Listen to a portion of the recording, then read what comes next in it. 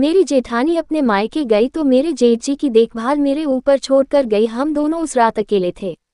घर में तो क्या हुआ मेरे साथ, मैं एकदम आकर्षक दिखने में बहुत खूबसूरत हूँ। मेरे अभी बच्चे नहीं है तो पति बाहर काम के सिलसिले में बाहर गए हुए थे। वैसे तो मैं देखने में बहुत ही खूबसूरत दिखती थी, लेकिन फिर भी मैं उतनी सजने संवरने पर ध्यान नहीं देती थी। मैं और मेरे पति, मेरे जेठ और उनकी पत्नी रेखा के साथ हम लोग सब रहते हैं। मेरे पति काम के सिलसिले में बहुत बार घर से बाहर ही रहते हैं, लेकिन फ़ोन पर घंटों बात करते हैं। दिन का तो समय तो मैं अपनी जेठनी और उनके बच्चों के साथ बिता लेती हूँ, पर रात को जल्दी नींद नहीं आती क्योंकि पति साथ में नहीं होते थे। उसका क्या करूँ? कभी कभी तो मन करता है कि काश मेरे पति मुझे भी अपने साथ ले जाते, क्योंकि रात को जेठ जी के कमरे से बहुत ही अजीब आवाज़ें आती है। एक बार की बात है, जब मेरी कमर में दर्द हो रहा था तो मेरे जेठ जी का बड़ा बेटा बोला, चाची जी आपकी मालिश करने की ज़रूरत है। तो मैं बोली तुम कर देगा। मेरी मालिश वो मान गया और उसने तेल से मालिश करनी शुरू कर दी, जिससे मुझे बहुत ही आराम मिल रहा था। एक दिन अचानक मेरे जेठ की पत्नी को मायके जाना पड़ा क्योंकि उसकी माँ की तबीयत ठीक नहीं थी।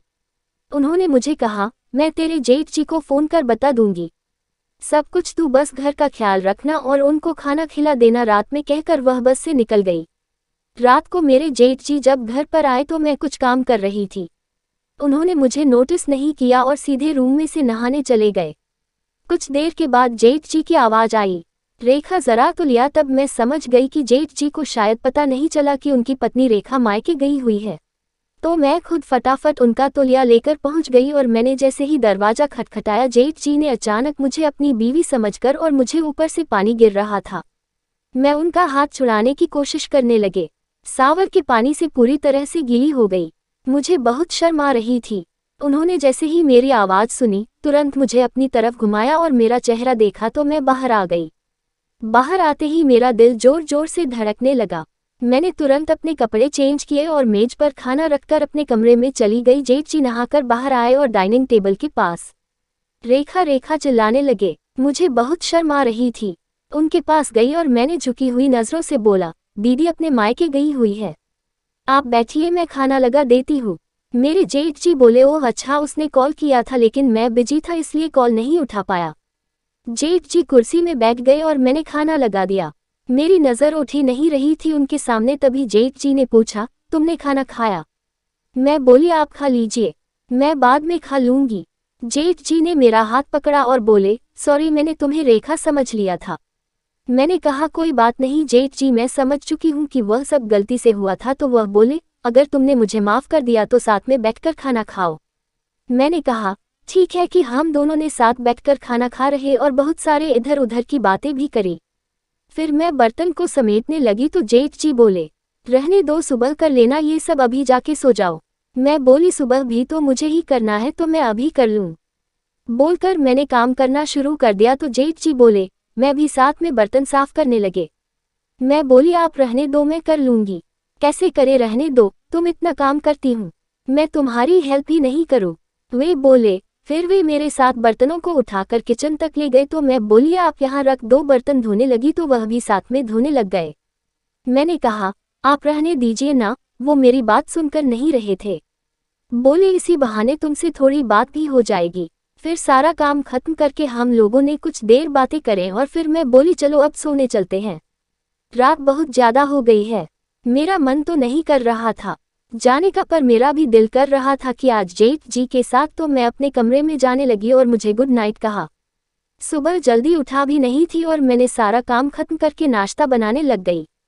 तब तक जेठ जी बाहर आए और बोले, अरे इतनी जल्दी यह सब करने की क्या ज़रूरत थी? मैंने बोला, आपको ऑफिस के लिए लेट ना हो जाए इसलिए। जेठ जी ने कहा, आज ऑफिस नहीं है, मैं तुम्हें रात में ही बताने वाला था लेकिन तुम्हें नींद आ रही थी। मैं बोली, कोई बात नहीं, आप नहा लीजिए, फिर नाश्ता लगाती हूँ। जेठ जी नहाकर आए और फिर दोनों ने साथ नाश्ता किया। फिर जेठ जी ने कहा, तुम बहुत दिन से बाहर नहीं गई हो और भाई भी नहीं है जो तुम्हें कहीं घुमाने ले जाएगा, हम कहीं घूमने चलें, अगर तुम्हारे साथ बाहर घूमने में कोई दिक्कत ना हो तो। मैंने कहा, अच्छा जेठ जी, मुझे तो कोई दिक्कत नहीं है, पर अगर दीदी को पता चला तो। मैंने मुस्कुराकर कहा। जेठ जी बोले, तुम क्यों टेंशन लेती हो, क्या मेरा इतना भी हक नहीं है? तुम पर। इसके बाद जेठ जी मुझे बाहर घुमाने ले गई और पिक्चर दिखाएं और फिर होटल में खाना खिलाया और बहुत सारी शॉपिंग करवाई। शाम हो गई। जेटली ने रात के खाने के लिए इधर से ही बहुत कुछ ले लिया। फिर रात को हम दोनों ने एक साथ खाना खाया और मैं काफ़ी घुल मिल गई थी। मैंने लास्ट में बोला, आपने अपने छोटे भाई की कमी आज पूरी कर दी। आप बहुत अच्छे हैं। वह बोले, वो कमी कैसे पूरी कर सकता हूँ, वह मेरे बस में नहीं है। मैं शर्मा गई और बोली, आप भी ना। जेठ जी थोड़ी देर बाद बोला, चलो रात हो गई है बहुत। मैं उठकर अपने कमरे में जा रही थे तो मैं नजरें झुकाकर खड़ी रही और वह बोले, तुम चाहो तो आज सारी कमी भी। मैं और भी ज्यादा पानी पानी हो गई। जेठ जी सब कुछ समझ गए। सब कंफ्यूज थी, अपने रूम में जाऊं या नहीं। सब कुछ समझ गए थे कि मैं क्या चाहती हूँ। उसके बाद हम दोनों जब तक जेठनी जी अपने मायके से नहीं आए तब तक ये सिलसिला चलता रहा। चैनल पर नए हैं तो चैनल को सब्सक्राइब जरूर करें। आने वाली वीडियो का नोटिफिकेशन आपके पास सबसे पहले पहुंच सके। Please like share and subscribe.